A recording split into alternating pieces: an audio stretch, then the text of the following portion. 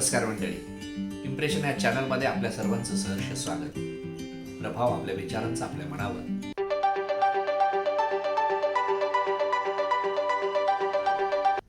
आज आपण भेटणार आहोत श्रीयुत विनीत केंजळे सरांना आणि जाणून घेणार आहोत महाबळेश्वर येथील निसर्गरम्य वातावरणातील त्यांच्या दुचाकीच्या एका वेगळ्या विचाराने केलेल्या संग्रहाबद्दल. चला तर मग भेटूया विनीत सरांना.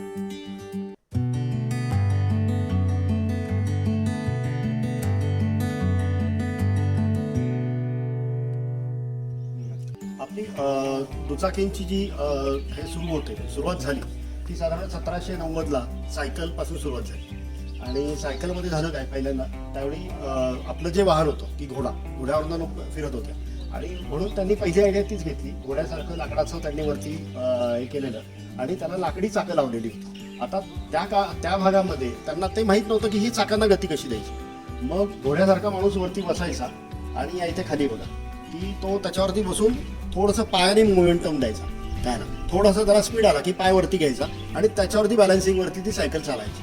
आणि म्हणजे 1790 नंतर अशा टाईपमध्ये याला 1817 झाला. त्याच्या पुढं पॅडल लागायला थोडासा आणखीन वेळ लागला. पुढच्या जागाला त्यांनी पॅडल लावले, मग त्यांना ती गती देता आली. मग आणखीन सोपं जावं म्हणून मग हळूहळू पुढे त्यांची सायकलचा सर्व प्रवास सुरू झाला. अशा रीतीने सायकलची पूर्णपणे डेव्हलपमेंट व्हायला बराच वेळ लागला असं. आणि मग त्यांनी त्याला मोटर बसवायचा प्रयत्न केला. तर मग पहिल्यांदा काही छोटी इंजिन बनवली गेली, त्याच सायकल टाईपच्या ह्याच्यावर छोटी इंजिन जोडली गेली आणि मोपेडचा पहिल्यांदा जन्म झाला. मग मोपेडमधनं झालं त्यांच्या लक्षात आलं की अरे ह्याच्यापेक्षा अजून मोठी ताकदवर आपल्याला आहे. मग त्यांनी मोटरसायकलचा जन्म झाला. या इथं जर तुम्ही बघितलं तर सायकलच्या मागच्या चाकाला छोटी इंजिन लावायचा प्रयत्न केला गेला, तर सायकलवरतीच इंजिन लावलेलं. काही सायकलच्या आता याच्यामध्ये रिममध्येच हबमध्येच इंजिन बसवलेलं होतं. तर असे खूप प्रयोग झाले त्या ह्याच्यामध्ये. आणि त्याच्यानंतर हे मोटरसायकलवरती प्रयोग केले या ह्याच्यामध्ये. तर मग त्याला काही ना काहीतरी तुम्ही काय म्हणता त्याला वाफेची इंजिन जोडायचं, हे सगळ्या वाफेचे इंजिन सारखे प्रकार झाले. आणि मग हळूहळू ती इंजिनमध्ये डेव्हलपमेंट असं. म्हणजे पहिली सायकल झाली, मग मोपेड झाली, मोपेडच्या नंतर मोटरसायकल झाली आणि मोटरच्या सायकलच्या नंतर मग त्यांना अजूनही वाटायला लागलं आता मोटरसायकल नेती आहे, सगळं करते आहे, पण अजून आम्हाला वापरायला सोपी पाहिजे आणि मटेरियल नेण्यासाठी, म्हणून स्कूटरचा जन्म झाला. मग स्कूटरचा जन्म झाला. मग स्कूटरच्या नंतर स्कूटर एकचा जन्म झाला. पण हे एका व्यक्तीसाठी होती सुरुवातीला की कसं होतं? काय ड्रिव्हन हे कारण व्हेकल्स ज्या होत्या हे स्वतः एक माणूस जात होता. दोन माणसं कधीपासून डबल सीटर कधी नंतरच्या काळात झाली. म्हणजे साधारण तुम्ही म्हणाल 1930-35 पर्यंत साधारण सिंगल ड्रिव्हन. मग काहींना त्यांनी अजून मागच्या बाजूला मडगाडावरती हे बसवायला सुरुवात केली, कारण त्यावेळी त्याची ताकद पण जास्त होत्या, पण त्या गाडी पण बलकी होती. आता आपण आतमध्ये बघूया नक्कीच त्याचं.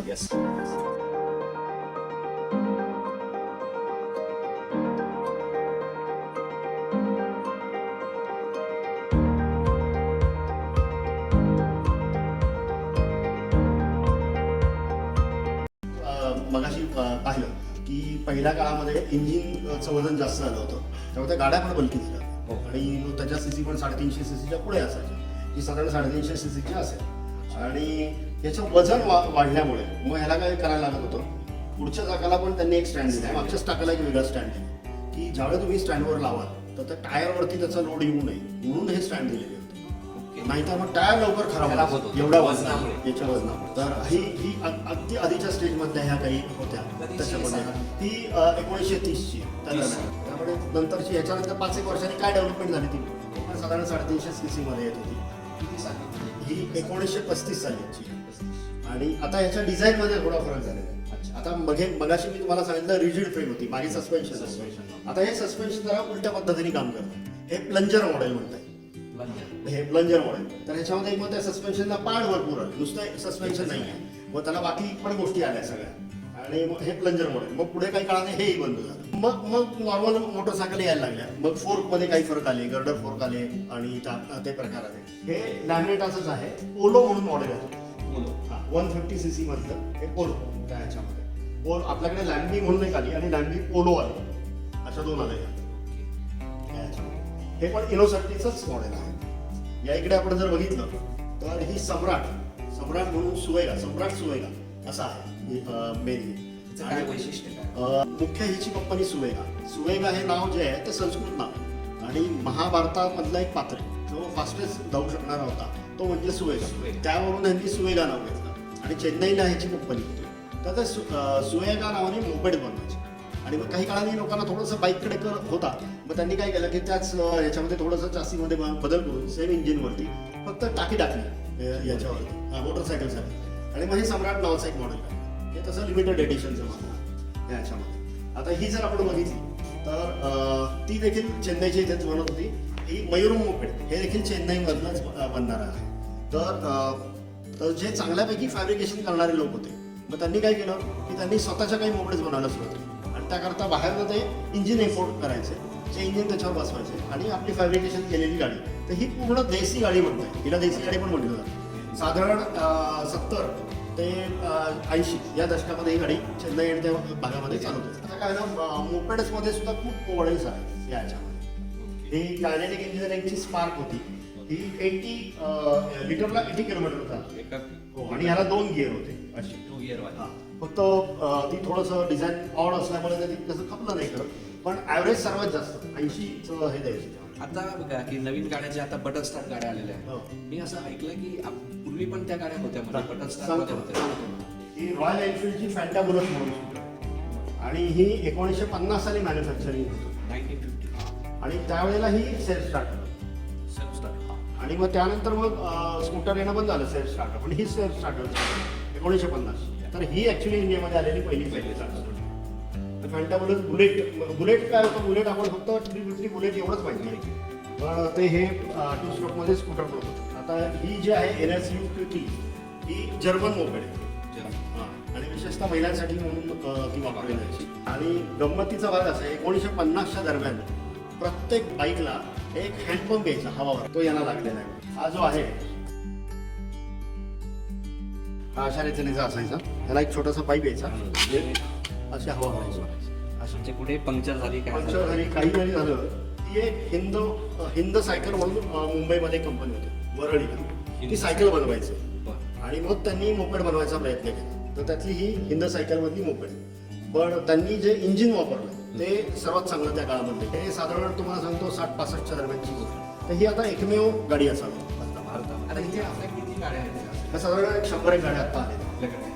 आता कितीचं आपल्याचं विजन कसं आहे? साधारण आपल्याकडे 550 प्लस बाईक्स आणि मोपेड आणि स्कूटरचं कलेक्शन झालं. जसं रिस्टोरेशनचं काम होईल आणि आमची एक शेड वाढेल तसं आमच्या 100 लॉट अजून ॲड होत जातील. या अशापैकी कल्पना तुम्हाला सुचली की म्हणजे याचं काय कुठून कशी सुचली?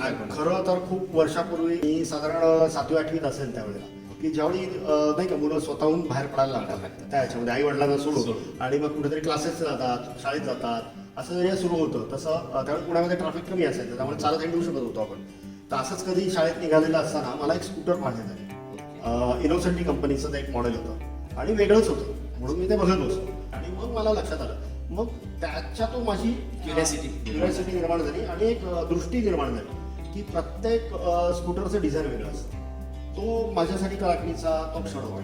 आणि मग त्याच्यानंतर मी प्रत्येक स्कूटर असू दे, मोपेड असू दे, तर वेगळं पण काय ते बघायचं. आणि मग त्या दिवसापासून मला लक्षात आलं की अरे ह्याच्यामध्ये सगळ्यामध्ये डिझाईनमध्ये वेगळे पण आणि प्रत्येक गाड्या वेगळ्या आहेत त्याच्यामध्ये. तर हळूहळू ती आवड निर्माण होत गेली, वाढत गेली. ग्रॅज्युएशन झालं, BCom झालं आणि त्यावेळेला आता करायचं काय, तर त्यावेळेला काय होतं, नुकतीच कायनेटिक होंडा आली होती मार्केटमध्ये. आणि कायनेटिक होंडा एक तर ते जे दोन्हीचे मॅन्युफॅक्चर होते म्हणजे मूळ मालक ते एकच होते, एकाच ह्याच्यात होते, बजाज आणि हे फिरोदिया. ते त्यांचा ग्रुप एकच होता आणि तो नंतर काही कारणाने वेगळा झाला. 3-4 वर्ष मी कायनेटिक होंडाचा सर्व्हिस पॉईंट चालवला. त्याने माझा पुन्हा एकदा टू व्हीलरशी खूप जवळ संबंध आला आणि त्यामुळे समजायला लागल्या, लोकांपर्यंत पोहोचता आलं. नवीन आलेली सगळी डिझाईन होती ती आपल्या जुन्या डिझाईनना बाहेर काढत होती मार्केट. आणि मग ती एक स्पर्धाच लागली होती, मी नवीन घेतो गाडी आणि हे, मग त्याला घेणारं कोण नव्हतं. मग अशा काही मोपेड असतील म्हणा, स्कूटर असेल, मी घ्यायला सुरुवात केली त्याच्यामध्ये. त्यामुळे काय तुमची ही विजय सुपर आहे ना, ही साधारण 500 रुपयाला मिळत, केवळ 500 त्याच्यामध्ये. मग ती घेऊन आपली ठेवून देऊ आणि मग बघू नंतर काय होईल, तर ते माहीत नव्हतं. आणि आत्ता कुठे एक 4-5 वर्षानंतर म्हणजे साधारण मी एक वयाची 50शी गाठली त्यावेळी मी म्हटलं अरे आता 10 वर्ष आहे, 60च्या नंतर आपण रिटायरमेंट घेऊ, मग आपण काय करूया, काहीतरी केलं पाहिजे. मग खूप विचार केला, मग लक्षात आलं की आपल्याकडे एवढं कलेक्शन आहे तर त्याचं आपण काय करणार. आणि मग सहज लक्षात आलं की अरे आपण ह्याचं म्युझियम केलं तर काय काय. मग उलटा प्रवास सुरू झाला की ते म्युझियम भारतामध्ये कुठे कुठे आहे. मग मी नेटवरती ते चेक केलं तर मला असं लक्षात आलं की भारतामध्ये 2 व्हीलरचं म्युझियम कुठंच नाही. आणि मग मी परत आशिया खंडात बघितलं तर आशिया खंडात पण नाही. आणि मी कार म्युझियम भरपूर पाहिजे होते. भारतात भरपूर कार म्युझियम आहे. त्यांच्याकडे कुठेतरी 20-25 गाड्या किंवा 10-15 गाड्या 2 व्हीलर ठेवलेल्या आहेत, बाकी काही नाही. आणि मला इतक्या वर्षात ह्या गाड्यांवरती एवढं प्रेम जमलं होतं, विशेषतः मोपेडवरती, की अरे हे संपणार आहे, हे कधीच बघायला नाही मिळणार, म्हणून मी ते गोळा करत होतो. आणि मग मात्र मला ती एक दिशा सापडली की आपण 2 व्हीलरचं फक्त म्युझियम करू. मोपेड कलेक्ट करणारा मी पहिला. हां, म्हणून माझ्याकडे एवढे मोपेड बघायला मिळतात. आणि मला मोपेडमधली माहिती होती सगळी त्याच्यामध्ये. आणि त्याच्याबरोबरनी स्कूटरची वेगवेगळी मॉडेल्स आहेत. अशा प्रत्येकामध्ये काही ना काहीतरी वेगळे आहे, ह्या प्रत्येक कंपनीचे वेगळे आहे. म्हणून मग स्कूटरचंही आपण कलेक्शन करत गेलो. मग हळूहळू लक्षात आलं अरे आपल्याकडे हे व्यवस्थित होत आहे आणि आपण हे मांडू शकतो. म्हणून मग म्युझियमला आपण आलो. आणि अजून एक वैशिष्ट्य मी ऐकलंय आपल्या या म्युझियमचं की हे इथे आपल्याला राईड पण करायला मिळणार आहे. आपण काय करायचं? आपण या ठिकाणी साधारण 1/2 किलोमीटरचा एक रिंग रोड टाईप एक ट्रॅक उभा करतो.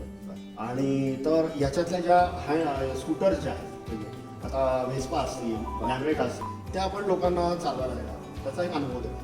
त्यानंतर जावा, यास्ती या ज्या जुन्यामधल्या ज्या मोटरसायकल आहेत त्या आपण चालवायला देणार.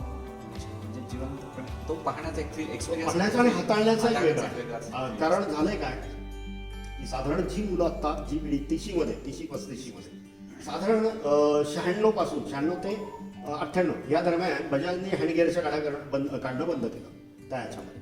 तर त्यामुळे घडलं काय की पुढची जी पिढी आहे एक 10-15 वर्षानंतर जे काही गाड्या चालवायला आले त्यांना त्या गाड्या मिळाल्या नाही. त्या ऍक्टिव्हाच चालवल्यात त्यांनी, नाहीतर डायरेक्ट बाईक चालवायचा. तर त्यांना हँडगिअरची गाडी चालवण्याचा जो एक्सपिरियन्स आहे तो मिळावा म्हणून आपण हा प्रयत्न केला. आणि ही सुरू झाली की जगामधली पहिली राईड असणार, हे ह्याचं वैशिष्ट्य असणार. अभिनंदन त्याच्यासाठी, कारण जगातली पहिली असणार.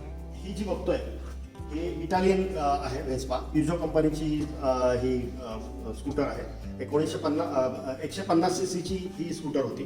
साधारण 1965-66 पर्यंत ह्या आपल्याकडे येत होत्या, असेंबल करून आपण वापरत होतो. ह्याच्यावरच महाराष्ट्र स्कूटरनी बनवलेली ही प्रिया सेम 150 ची, म्हणजे जी तुमची व्हेस्पा आहे तिच्यावरच ही बनलेली सेम मॉडेल आहे त्याच्यामध्ये. हा, आणि म्हणून ह्याचं जर बघितलं प्रिया लोगो जर बघितला त्याच्यामध्ये एम आहे बघा.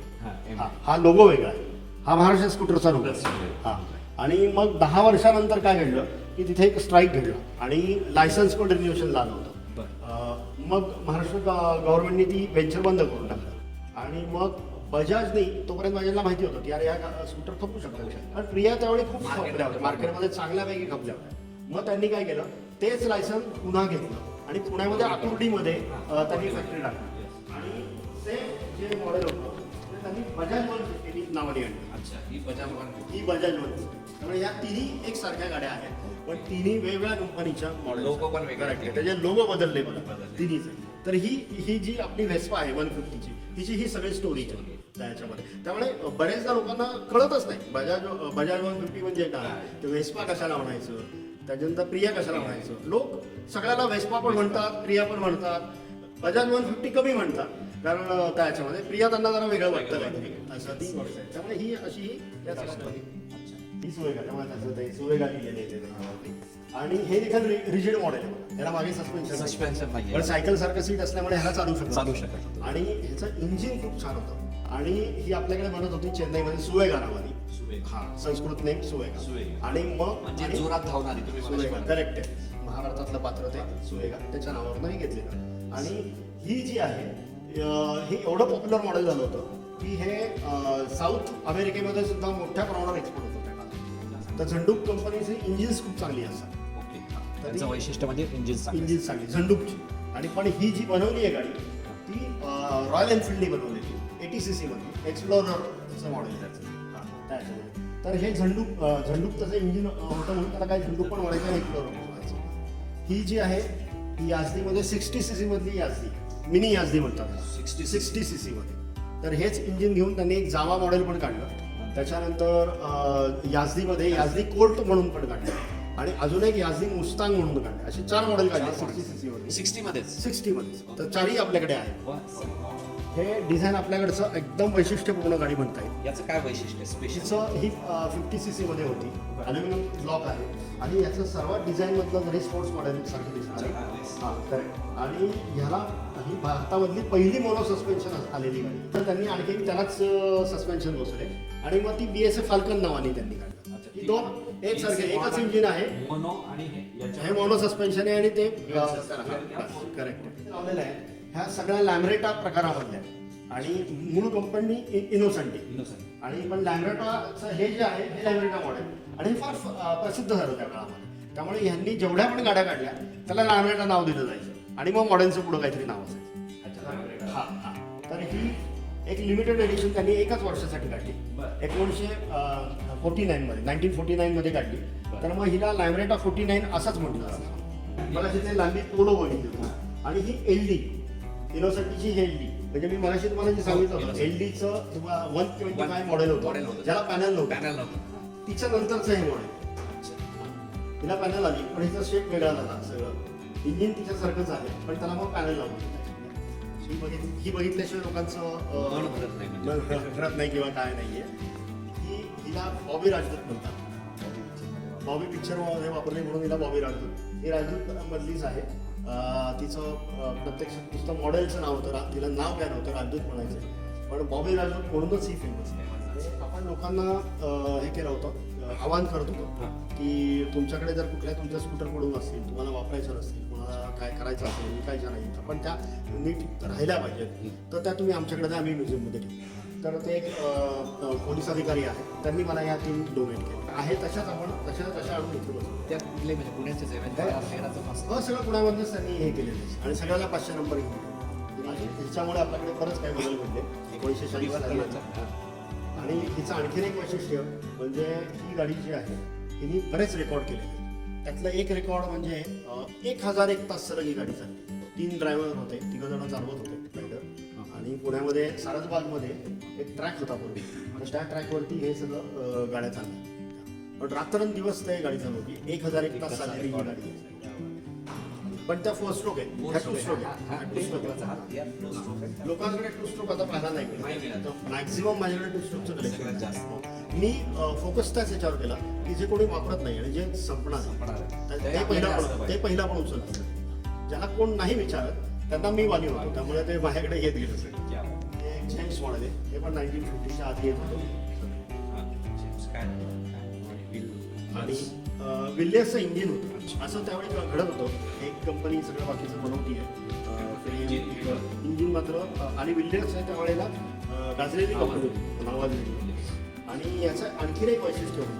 आता ही पण आपण तुमची काय म्हणतात रिजिड फ्रेम प्रकारात म्हणजे ह्याला सस्पेन्शन नाही आहे. आता याचं सस्पेन्शन वेगळ्या पद्धतीने आपण प्रत्येक ठिकाणी पाहिलं सीटला स्प्रिंग आहे बरोबर, त्याला काही नाही.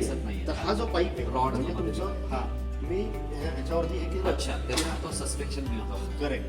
हे वेगळ्या प्रकारचं सस्पेन्शन पाहिल्यानंतर काहीच लक्षात येत नाही. हे गोष्टी खूप महत्त्वाच्या. म्हणून जे मी मागाशी म्हणालो ना की तुम्ही प्रत्येक गोष्टीमध्ये हे वेगळे पण आहे. प्रत्येक गाडीमध्ये काही ना काहीतरी वेगळे पण आहे आणि ते आपण आता पाहायचा प्रयत्न केला. WFM म्हणून पण राजूचं एक लिमिटेड मॉडेल आहे. सफारी म्हणून मॉडेल काढलेलं सगळ्यात शेवटच्या काळामध्ये त्यांची आलेली आणि त्यांनी एक लहान अशी स्पोर्ट्स मॉडेल काढलेली. ही मोफा 22cc इंजिन मधली. हे पण रॉयल एनफिल्डचीच मॅन्युफॅक्चरिंग. लायसन नव्हती आवश्यकता. म्हणजे आता एवढा तर रिसेंटली झालं 1-2 वर्षापूर्वी की 16 वर्ष पूर्ण झाली की जे लायसन दिलं जात होतं ते ह्या गाड्यांसाठी 22cc. पण मग नंतर कोणतरी मुद्दा काढला की आता त्या गाड्या जर मॅन्युफॅक्चर होत नाही तर मग तुम्ही ते लायसन का देता, म्हणून ते लायसन बंद झालं. आणि मग आता 18ला तुमचं व्हेरिएटरवाल्या गाड्यांचं लायसन्स. हे सगळं आता हँड गॅरेजच्या ज्या गाड्या आल्या ह्या आमच्या राईडसाठी म्हणून रेडी होऊन आहेत. आता राईडला कसं आहे की नवीन पोरे वाटलं पाहिजे तर म्हणून जो चालवतो तर सगळ्या आमच्या रिस्टोर केलेल्या गाड्या आम्हाला आणायला लागतात. त्यामुळे जेवढ्या राईडला आपण पाठवू तर हळूहळू त्या रिपेंट केलेल्या गाड्या सगळ्या येतील आणि त्यामुळे ती मजा येईल लोकांना जरा चालवायला बघायला. विंटेज माइन्स बऱ्याच काही आम्ही गोष्टी त्याच्यावर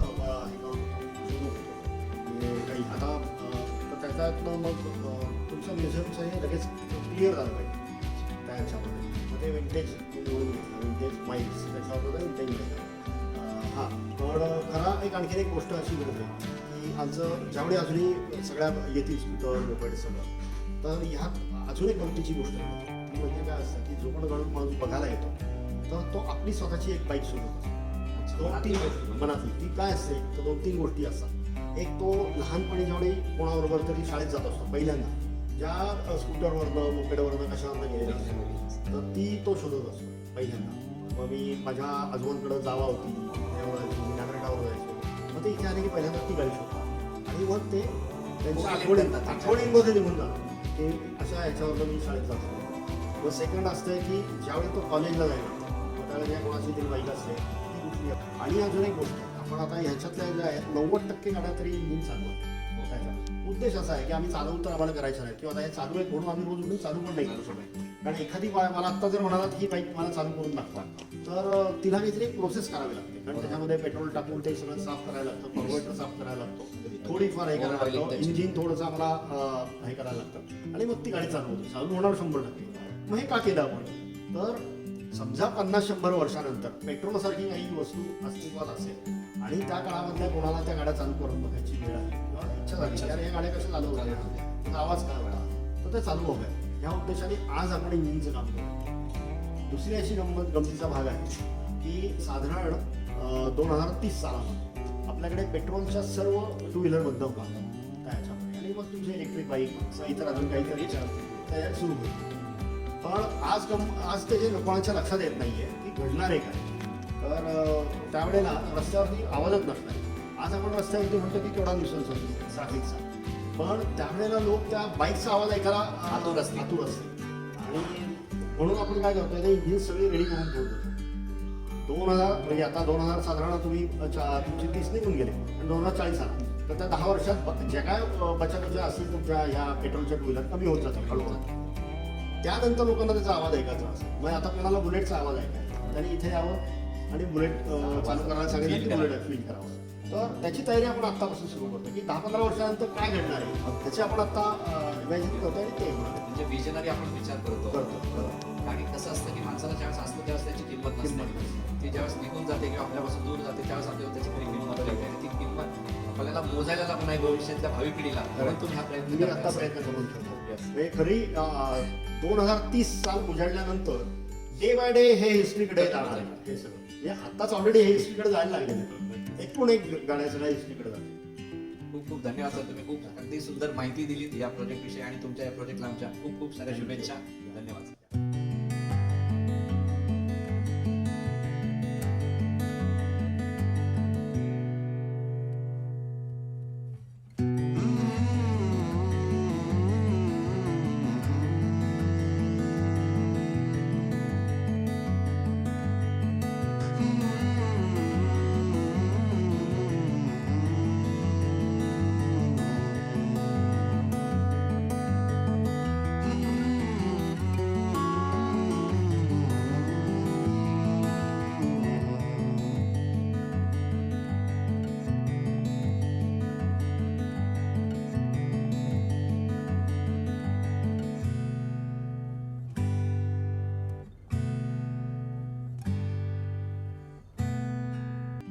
नमस्कार.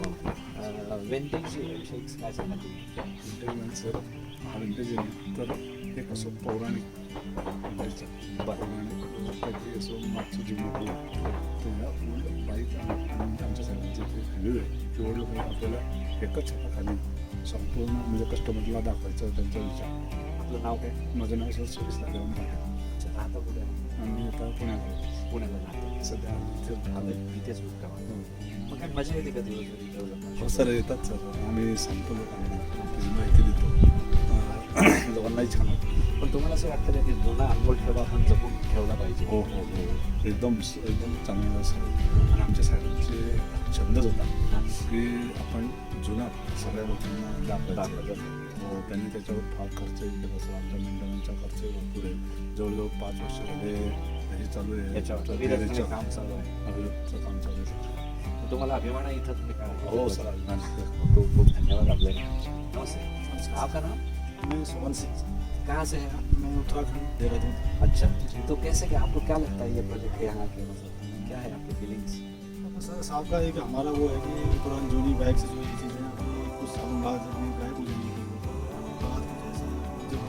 के आ जाएंगे।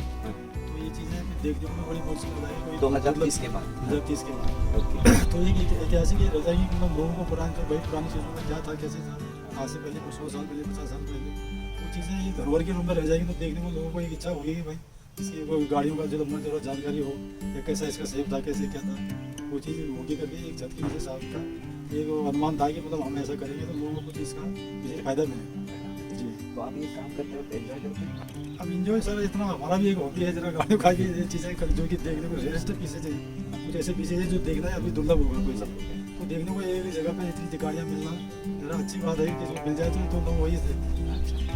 तो यू आर एंजॉय, आप मजा ले रहे हैं। जी हाँ जी हाँ सर बहुत बहुत शुक्रिया आपका। जी सर जी एक फुगे विकून आपला चरितार्थ चालवायचा।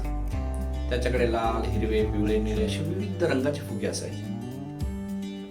त्याची विक्री कमी झाली की तो एका फुग्यामध्ये हेलियम वायू भरायचा आणि हवेमध्ये सोडायचा।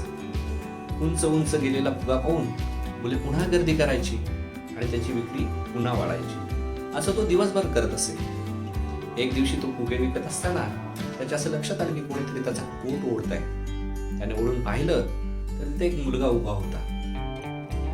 तो म्हणाला, काका हा काळ्या रंगाचा फुगा हवेत सोडला तर तोही उंच उडेल का?